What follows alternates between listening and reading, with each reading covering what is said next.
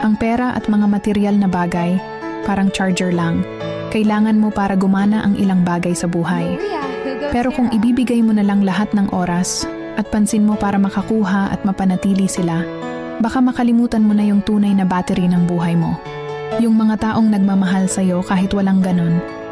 Hindi kasalanan na gustong umangat at may magandang buhay. Pero tandaan, ang yaman na hindi mo maibabahagi, parang mansyon na walang pintuan. Maganda tingnan pero walang makakatuloy. Ang tunay na kayamanan hindi lang nasa mga bagay na makikita at mahahawakan.